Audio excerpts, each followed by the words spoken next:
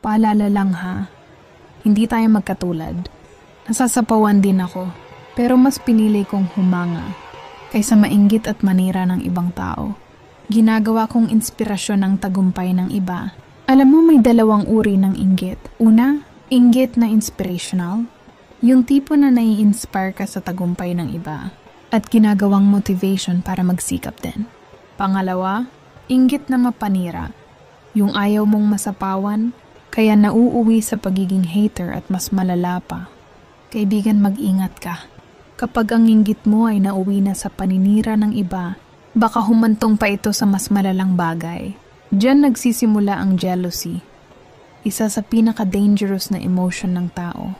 Kapag pinairal ang ganitong inggit, ang gusto na lang gawin ay i-destroy yung taong kinaiinggitan nila.